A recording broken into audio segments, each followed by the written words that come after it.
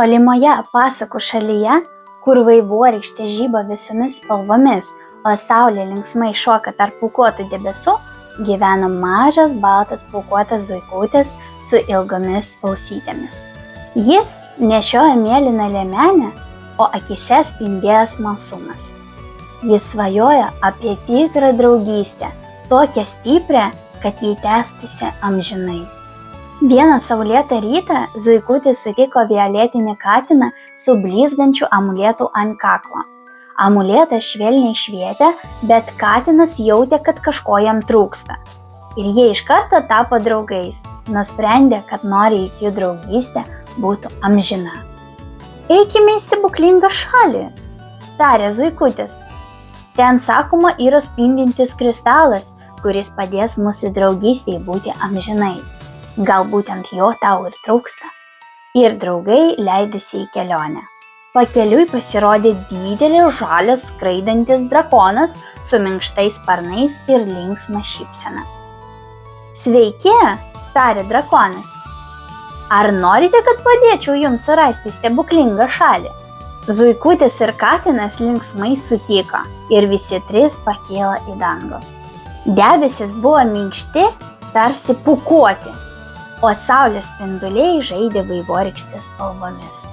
Skraidydami jie pastebėjo auksinį banginį, kuris plaukė spindinčiame ežere ir linksmomis bangomis sveikina naujus draugus. Zuikutis ir katinas juokėsi, stebėdami jo dideles ir draugiškas plaukimo judesius. Keliaudami toliau, jie pasiekė šios stebuklingą šalies karalių, išmintingą baltą gervę su karūna. Ji buvo šilta ir maloni, ir jo šypsena džiugino visus. Sveiki atvykę, draugai, tarė gervė. Matau, kad norite išlaikyti savo draugystę amžinai. Turiu kristalą, kuris švyti visomis vaivorykštės spalvomis. Tie, kurie draugauja iš širdies, gali jį paimti ir jų draugystė taps dar stipresnė. Zuikutis, katinas ir drakonas atsargiai priėjo prie kristalo. Jis švietė vaivorykštės spalvomis, švelniai mirksėdamas.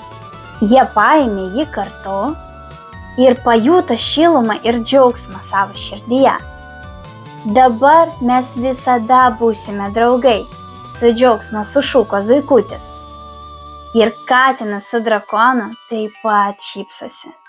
Nuo šios dienos jų draugystė tapo pati stipriausia, o kristalas priminė jiems, kad geras širdis ir rūpestis sukuria tikrus stebuklus. Draugai vėl pakyla per spalvotas debesis, juokėsi, žaidė ir dalinosi laimę su visais, kuriuos sutiko. Kiekviena diena buvo pilna naujų atradimų, nuotykių ir džiaugsmo, nes jie žinojo, kad tikra draugystė gali nuvesti į stebuklingiausias vietas. Stebuklingi žiūrovai, jeigu jums patiko ši pasaka, prenumeruokite kanalą. Jūs buvote labai atidūs ir kartu su mumis patyrėte stebuklingą dieną. Jūs tikrai šaunuoliai.